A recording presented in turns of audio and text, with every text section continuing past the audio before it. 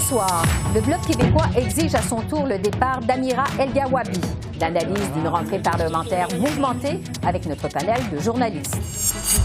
Ottawa reporte d'1 an l'accès à l'aide médicale à mourir pour les cas de troubles mentaux. Le ministre de la Justice, David Lametti, répond à nos questions. Et on fait le point sur la grave crise humanitaire en Haïti avec la très honorable Michaëlle Jean, ex-envoyée spéciale de l'UNESCO dans ce pays.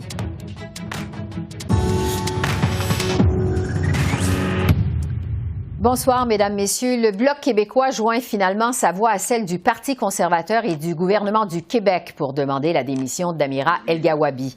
Sa rencontre avec Mme El-Gawabi hier et les excuses de celle-ci qui ont suivi n'ont pas convaincu Yves-François Blanchette qu'elle est la bonne personne pour occuper la fonction de représentante fédérale de la lutte contre l'islamophobie. Lors d'une rencontre de presse ce matin à Ottawa, M. Blanchette a même remis en question ce nouveau poste créé par le premier ministre Trudeau. Il m'apparaît clair et sans équivoque, suite à cette rencontre, que Mme Amira El-Gawabi ne peut pas occuper la fonction pour laquelle Justin Trudeau l'a désignée. Soit dans la foulée de ses propres excuses, elle admet s'être disqualifiée et elle quitte volontairement. Soit le premier ministre admet son erreur et lui demande de se retirer. Dans les deux cas, j'invite Mme El-Gawabi à poursuivre sa quête d'une meilleure connaissance de la société québécoise. Et pour discuter de cette controverse et de cette première semaine de rentrée parlementaire mouvementée à Ottawa, je retrouve les journalistes Joël Denis Bellavance de La Presse, Catherine Lévesque du National Post et Althia Raj du Toronto Star. Alors, bonsoir à vous trois. C'est vraiment un plaisir de vous retrouver en studio. Bonsoir. Merci d'être avec nous. Joël Denis, je vais commencer avec vous. Donc, ça a été vraiment, je le disais, une semaine mouvementée. Toute l'affaire Amira El-Gawabi. Bon, les conservateurs ont réclamé sa démission, le Bloc québécois, le gouvernement du Québec également. Même Pablo Rodriguez, le lieutenant des libéraux au Québec, n'est pas content. Qu'est-ce que vous avez pensé de la gestion de cette controverse par Justin Trudeau? Bien, j'ai comme l'impression que M. Trudeau s'est tiré carrément dans le pied. L'intention était bonne de créer un bureau pour lutter contre l'islamophobie, sauf que la personne qui a été nommée, je pense que les gens responsables de faire les vérifications d'usage pour s'assurer qu'elles soient conformes et que ça passe comme une lettre à la poste, n'ont pas fait leur travail comme du monde. Et ça a apparu par la suite parce qu'on a déterré plein d'écrits de Mme Amira El-Gawabi qui font en sorte aujourd'hui que le Québec ne veut pas qu'elle soit nommée. Donc, il y a une fracture au sein du pays. Ça a créé une crise politique que doit gérer M. Trudeau, une crise qui pourrait avoir des retombées politiques. J'ai bien hâte de voir le prochain sondage au Québec. Si M. Trudeau a perdu des plumes à la suite de cette controverse, on verra. Mais M. Trudeau, je pense, doit faire acte de contrition et reconnaître que cette affaire a été mal gérée. Althia, sur la gestion de cette crise-là par le Bloc québécois. Bon, M. Blanchette a commencé par demander une rencontre avec Mme El-Gawabi. Ensuite, elle s'est excusée. Il a demandé sa démission. Par la suite, il a même demandé l'abolition du poste. Qu'est-ce que vous décodez dans la gestion de cette affaire-là par le Bloc québécois? Bien, je dirais deux choses. Premièrement, je trouve que ça a démontré une belle maturité des deux côtés. Le fait que M. Blanchet n'est pas sorti immédiatement pour dire qu'elle devrait donner sa démission et puis que le poste n'avait pas rien à faire avec le gouvernement fédéral, le fait qu'il a démontré une ouverture, le fait qu'elle a démontré une ouverture de le rencontrer aussi, qu'elle s'est excusée, je trouve que ça a été une belle marque de maturité des deux côtés. La deuxième chose que je dirais, c'est que n'importe quoi qu'elle aurait pu faire, cette madame-là, le Bloc n'aurait jamais été content. Puis le gouvernement n'aurait jamais trouvé quelqu'un à un poste pour combattre l'islamophobie qui avait écrit ou dit quelque chose qui n'était pas négatif envers la loi 21. Ça n'existe pas, cette personne-là.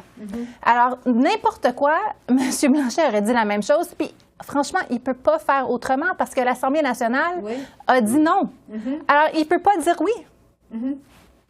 Catherine, du côté des conservateurs, vraiment, Pierre Poilievre a été le plus vite à réagir. Dès qu'on a annoncé la nomination de Mme El-Gawabi, il a demandé sa démission. Qu'est-ce que vous voyez dans la stratégie de Pierre Poilievre? Depuis, c'est l'homme invisible. Ils n'en parlent pas trop. Je crois que vraiment, donc oui, il a réagi, il a demandé sa démission. Finalement, il s'est un peu, il a dit, il s'est un peu moqué de Justin Trudeau. Et bon, ça rentre dans son narratif de tout est brisé. Vous voyez, Justin Trudeau a nommé quelqu'un pour lutter contre l'islamophobie qui a elle-même des préjugés. Donc, ça entrait dans son narratif actuellement. Mais en même temps, bon, depuis, il n'ose pas trop s'engager dans ce débat-là. On sent que vraiment, d'un côté, je pense qu'il tente de ne pas trop fâcher le gouvernement Legault. Et il veut être dans la même lignée que lui, que le gouvernement du Québec, et plaire aux nationalistes québécois au sein de son caucus. Mais d'un autre côté, il ne veut pas se mettre à dos les députés ontariens. Il veut en même temps tenter d'avoir plus d'appui en Ontario. Il vise vraiment les communautés culturelles là, dans le Grand Toronto. Donc vraiment, là, je pense qu'il ne veut pas trop s'immiscer dans ce débat-là. Et c'est honnêtement sur le plan stratégique peut-être la bonne chose à faire. Parce que tout ça survient au moment où un nouveau sondage Abacus nous montre que finalement, les conservateurs sont en avance sur les libéraux à l'échelle du pays par 8 points. 8 points, c'est quand même assez important. En fait, il y a juste au Québec où les conservateurs sont pas en avance. Joël Denis, vous parliez il y a un instant justement de l'effet de toute cette affaire dans les sondages au Québec. Qu'est-ce qu'on peut anticiper comme impact justement au Québec? Quand on parle des questions identitaires, comme c'est le cas en ce moment, ça profite largement toujours à un seul parti, le Bloc québécois, qui mise beaucoup là-dessus sur la nation québécoise et le peuple québécois et la langue française. Donc, j'ai hâte de voir s'il va y avoir un transfert de vote entre le Parti libéral et le Bloc québécois, parce que c'est là où les transferts se font naturellement lorsqu'il est question d'identité. Par contre, je vous dirais que le sondage doit envoyer un sérieux avertissement à M. Trudeau et aux libéraux, parce que c'était pas prévu qu'on commence l'année avec une session parlementaire aussi mouvementée et que des sondages, l'un après l'autre, démontrent que le Parti conservateur est en tête en ce moment. Ça peut changer. Le Parti libéral est un parti de pouvoir. Il a encore beaucoup de munitions dans sa besace, sauf que le gouvernement Trudeau fait face à un problème de taille, c'est-à-dire qu'il amorce sa 8e année au pouvoir. On a entendu souvent cette phrase. Et donc, l'usure du pouvoir fait son œuvre. Donc, c'est plus difficile de combattre le désir de changement que n'importe quelle autre chose. Parce qu'elle tient 8 points d'avance. C'est la plus forte avance depuis que les libéraux sont au pouvoir en 2015, la plus forte avance pour les conservateurs. Qu'est-ce qui fait, selon vous, que Pierre Poilievre est en train de gagner du terrain? Oui, je dirais même qu'on frôle aux 37 un gouvernement majoritaire. Oui, Alors, je ne suis pas convaincue que c'est quelque chose que M. Poilievre lui-même a fait. Je dirais qu'il y a beaucoup de choses qui viennent enlever des plumes au gouvernement libéral, pour voler une phrase de Joël Denis. L'inflation, les taux d'intérêt, la crise des passeports, la crise dans les aéroports de l'été dernier qui s'est reflétée encore cet hiver. Il y a un sentiment que les rôles traditionnels que le gouvernement fédéral devrait faire, il ne les fait pas très bien. On peut ajouter aussi en immigration un backlog incroyable. Alors, je pense que M. Poilievre, il est très bon, surtout sur les questions économiques, puis il commence à démontrer que c'est la faute du gouvernement fédéral. Ou en fait, c'est ça qu'il dit. C'est peut-être pas vrai, mais que les problèmes que les gens vivent tous les jours, le fait que les jeunes ne peuvent pas s'acheter une maison, que acheter un appartement ou louer un appartement, pardonne-moi, à Toronto, ça coûte 2 500 $ par mois, c'est épouvantable.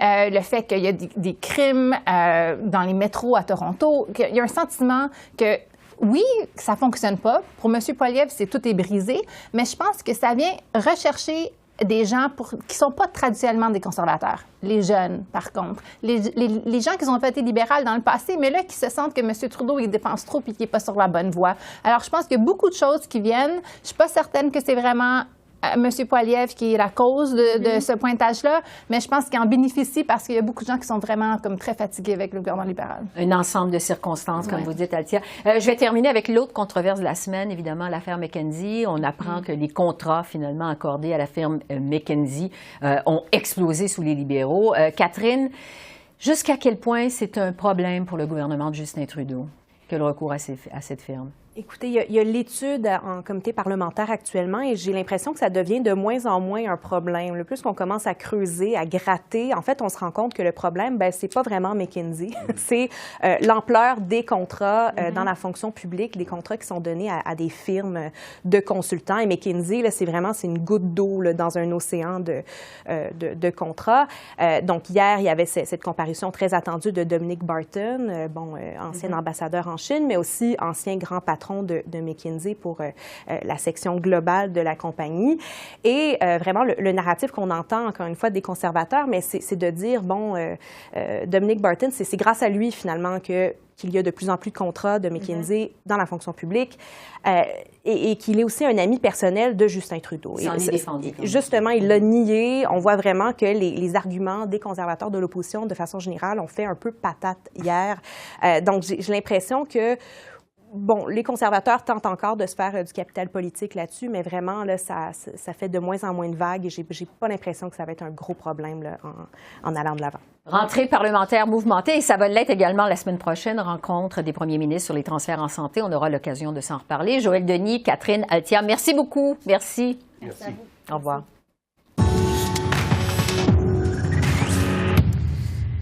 Le ministre fédéral de la Justice, David Lametti, a déposé aujourd'hui le projet de loi C-39 qui reporte d'1 an l'élargissement de l'aide médicale à mourir aux personnes dont les troubles mentaux sont l'unique condition médicale. Alors, pour en discuter, je retrouve le ministre Lametti. Bonsoir, Monsieur le ministre. Bonsoir. On se rappelle qu'en 2021, votre gouvernement avait finalement accepté d'élargir l'aide médicale à mourir aux personnes dont la mort n'est pas raisonnablement prévisible. C'était à la suite d'une décision de la Cour suprême. Le Sénat a par la suite amendé le projet de loi pour inclure les personnes souffrant de maladies mentales. Alors, pourquoi vous demandez un nouveau délai dans ce dossier-là aujourd'hui? Ce n'est qu'un délai. C'est un délai pour que les praticiens, pour que les médecins, les infirmières, les experts soient en mesure d'internaliser l'encadrement, les règlements. Donc, on a fait beaucoup de travail. On a le rapport du comité d'experts qui ont donné l'encadrement, si vous voulez. Il y a beaucoup de travail qui a été fait par le fédéral et plusieurs provinces, justement, pour élaborer les standards, pour élaborer les guides pratiques pour les praticiens. Mais avec la pandémie, il y a certains quartiers, certaines provinces qui ne sont pas prêts encore. Je crois qu'au fédéral, nous serons prêts pour mars 2023, mais quand même, on pense que la décision prudente, c'est de ralentir le processus d'1 an, justement pour donner assez de temps à tout le monde d'être prêt en même temps. Vous dites, ce n'est qu'un délai finalement, mais est-ce que vous comprenez que certaines personnes qui souffrent de troubles mentaux graves puissent être déçues de ce nouveau report, de ce nouveau délai? Oui, je suis conscient, je suis de tout cœur avec eux. Je comprends leur déception, leur tristesse. Mais il faut, en tant que société, il faut aller de l'avant en même temps. Mm-hmm. Et je crois qu'avec l'incertitude dans certains quartiers, il faut vraiment donner le temps à tout le monde d'être à la même place, justement, pour commencer la prochaine étape, si vous voulez. Parce qu'à l'opposé, justement, il y a plusieurs Canadiens qui sont contre qu'on procède à l'élargissement de l'aide médicale à mourir pour ceux qui souffrent de maladies graves, des troubles mentaux graves, parce qu'on a peur de dérapage, justement. Comment s'assurer de bien encadrer cette pratique? Déjà, on commence avec le rapport du groupe des experts et l'expérience des experts, des cliniciens, des médecins, des infirmières qui ont beaucoup d'expérience déjà. Ce n'est pas le cas que quelqu'un qui a des idées de suicide sera en mesure d'avoir accès à l'aide médicale à mourir. Ce n'est pas le cas. Ce sont, comme vous avez dit, Madame Bégin, les maladies mentales graves, les troubles mentaux graves. Et donc, ce sont vraiment des situations assez exceptionnelles, mais qui sont des situations très douloureuses pour la personne qui vit avec la condition. Et donc, on a l'encadrement, avec l'éducation, avec le développement des matériaux didactiques, avec la formation dans les universités, les facultés de médecine, nous serons dans une place où on pourrait justement s'assurer que le système va fonctionner très bien dans les rares cas, parce que ce n'est que des cas très rares. Déjà, je dois juste encadrer ce que je viens de dire. La grande majorité des cas sont les cas fin de vie, donc les cas de cancer, etc. Et déjà, les Canadiens ont accepté l'aide médicale à mourir, voudraient l'avoir justement pour contrôler leur fin de vie. Il y a une exception maintenant, depuis 2021, pour certains cas non fin de vie. C'est la minorité, la grande minorité des cas, et les troubles mentaux vont tomber comme une minorité dans une autre minorité. Donc, on envisage que ce ne sera pas beaucoup de cas selon les critères qui ont été élaborés. En conférence de presse aujourd'hui, Monsieur le ministre, vous avez aussi dit qu'il faut s'assurer que le système de santé de toutes les provinces au Canada dispose de consignes et de normes qui sont bien claires sur l'enjeu de l'aide médicale à mourir. Est-ce que les médecins vraiment sont prêts à gérer l'aide médicale à mourir pour les personnes atteintes de troubles mentaux?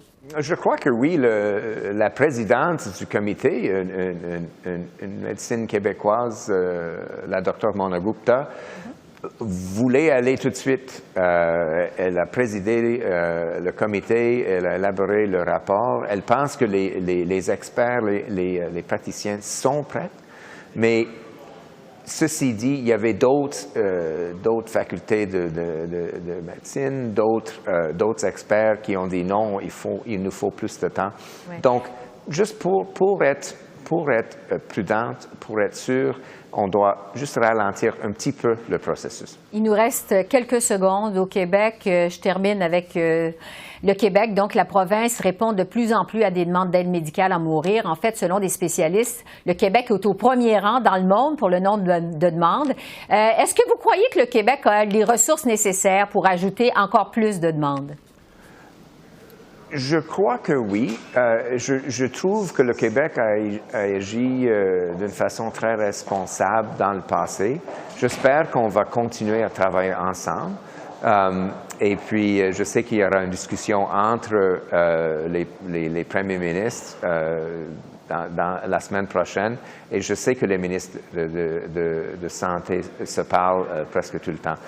Donc, je crois que oui, et j'espère qu'on va continuer de travailler avec le Québec dans l'espace.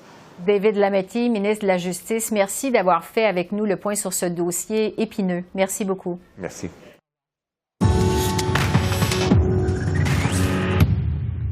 La situation s'enlise en Haïti alors que le pays traverse une des pires crises humanitaires de son histoire. La violence des gangs armés qui terrorisent la population entraîne un niveau d'insécurité sans précédent.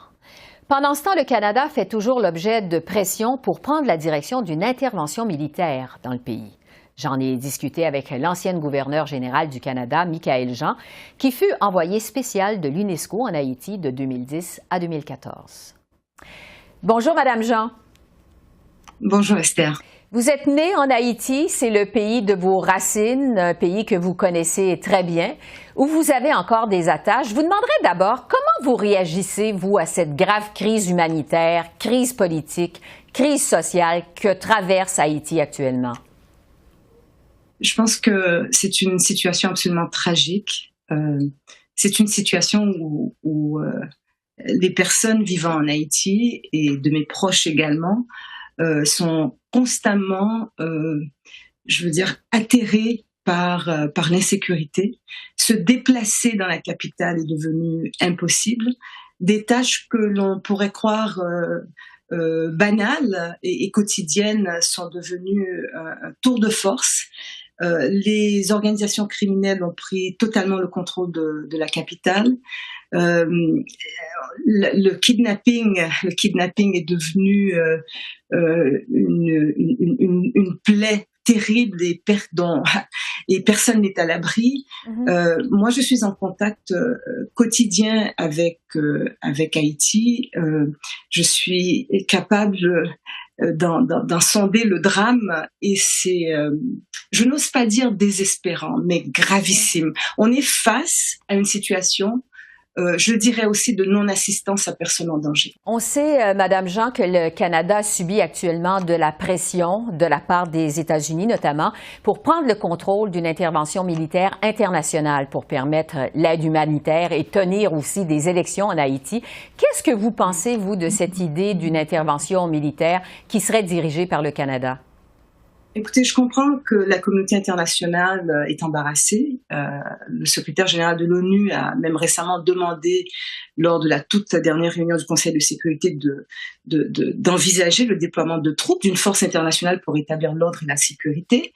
Je pense qu'il est clair que la police nationale haïtienne est incapable et n'est pas entraînée non plus pour venir à bout de ces organisations criminelles et de leurs activités de terreur. La preuve en est faite. Elle est aussi fortement infiltrée, cette police, et c'est le grand drame. Vous savez que l'un des principaux chefs de gang en Haïti, le fameux cerisier surnommé Barbecue, en raison de sa façon de semer la terreur par le feu, les armes, le viol, est un ancien de la police nationale. Donc vous imaginez.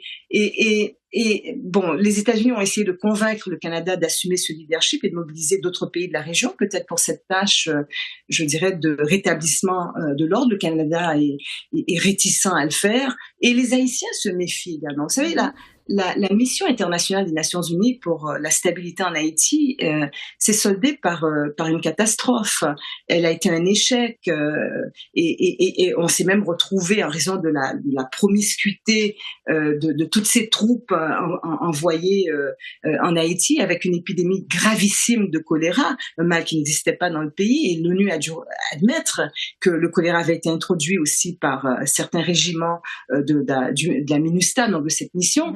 Donc, et en même temps, les Haïtiens se disent qu'il faut une solution plus durable parce que une fois la MINUSTAH sortie du pays, je veux dire, le problème est resté entier. Donc, une police nationale qui n'est pas en mesure, ni entraînée pour régler la crise, en venir à bout, je pense que on en est certainement face à l'évidence qu'Haïti ne peut pas s'en sortir seul et voilà, et qu'il va falloir un soutien international à cet égard. Mais il faut terminer les termes. Oui, c'est ça. Parce que le premier ministre Trudeau affirme que son gouvernement va agir sur la base de la volonté des Haïtiens.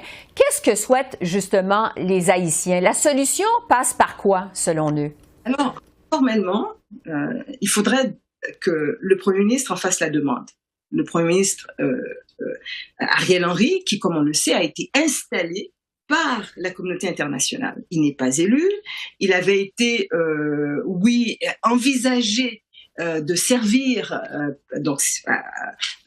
comme premier ministre du président Jovenel Moïse juste avant son assassinat, mais il n'est jamais entré en fonction à ce titre. Donc, il en a fait la demande. La demande n'a pas été nécessairement reçue, comme on le sait, ni par le Conseil de sécurité. Il n'y a pas eu de réponse favorable à cet égard. Et je dirais que les Haïtiens eux-mêmes, je le disais tout à l'heure, se méfient. Parce que dans leur histoire, ils ont connu une occupation américaine. Ouais. Et aussi, il y a une érosion de la confiance envers la communauté internationale. C'est-à-dire que les Haïtiens ne veulent pas nécessairement voir... sont dans un embarras énorme. Ils ne veulent pas retomber dans cette situation qui a été extrêmement traumatisante dans l'histoire du pays. Et en même temps, ils se retrouvent complètement exposés à une situation d'insécurité gravissime. Donc, ce que la société civile dira très souvent, parce qu'il y a eu quand même, après l'assassinat de Jovenel Moïse, du président Moïse, une mobilisation de la société civile pour une option de sortie de crise avec un mécanisme en s'adossant un peu à certaines directives inscrites dans la Constitution haïtienne, de formation d'un gouvernement de transition qui organiserait les élections et aurait la crédibilité pour le faire. Mais en même temps, la communauté internationale n'a pas vraiment prêté l'oreille à cette mobilisation venant de la société civile. Oui. C'est que elle demande que, par exemple, les termes de toute collaboration ou de toute participation venant de la communauté internationale pour une résolution de la crise soient établis de manière en toute réciprocité et établis avec les Haïtiens. Donc, quand on demande aux Haïtiens d'en arriver à un consensus, il faut savoir aussi qu'en retour, l'on demande un mécanisme de transparence qui permette à Haïti d'être partie prenante de ce que la communauté internationale peut établir comme option pour venir en aide et face à cette situation d'insécurité terrible. Je veux vous entendre sur le rôle de certains membres de l'élite haïtienne auprès des gangs armés. Ottawa a sanctionné des membres de l'élite haïtienne qu'il considère comme responsables ou encore complices des violences subies par la population en Haïti. Quel est le rôle de certains membres de l'élite dans la crise actuelle? Alors, que le règlement sur les mesures économiques spéciales visant Haïti impose des restrictions, donc des gels des avoirs, impossibilité d'effectuer des transactions portant sur un bien où qu'il soit, gel aussi des services financiers à ces personnes. Mais ces sanctions, pour plusieurs, et plusieurs l'estiment, viennent beaucoup trop tard, parce que tous ceux qui sont touchés par ces sanctions, parce que soupçonnés d'avoir financé, soutenu ou participé à des trafics d'armes, de stupéfiants, de personnes, ont été longtemps aussi tolérés par la communauté internationale, qui a frayé avec ces personnes qui, voilà, jouissent d'un certain pouvoir d'influence réel, ces personnalités richissimes, qui agissent en Haïti. Il faut savoir qu'on a beaucoup flirté avec eux. Hein. En terminant, Madame Jean, dans une lettre ouverte qui a été publiée récemment, vous avez dit que le temps presse, évidemment, pour Haïti, que le pays est en danger. Est-ce que vous croyez toujours en un pays pacifique et prospère pour Haïti? Écoutez, Haïti, comme je vous le décris, est aux prises avec une situation qui afflige aussi quantité d'autres pays de la région. Bon, alors, en même temps, la solution pour Haïti passe par probablement une coopération forte pour lutter contre ce drame, pouvant venir de pays qui ont su résoudre ce problème, en collaboration avec les Haïtiens eux-mêmes, en collaboration avec même ce qu'il reste de bons éléments au sein de la police haïtienne, parce qu'il faut aussi avoir une espèce d'attention et de mécanisme pour identifier, je veux dire, la situation d'infiltration des organisations criminelles au sein de la police. Donc, tout ça demande de la coordination, de bonne volonté et aussi de la vérité, parce que la responsabilité, elle est partagée. Il faut que la communauté internationale aussi reconnaisse que certaines de ces décisions ont créé aussi cette situation de grande confusion, de démantèlement finalement de la démocratie en Haïti, de perte de souveraineté, et que l'on puisse s'asseoir à la table en se disant bon, ok, on est face à cette galère ensemble et avec des responsabilités que nous devons assumer ensemble, parce que nous avons eu aussi, je dirais même nous, le Canada,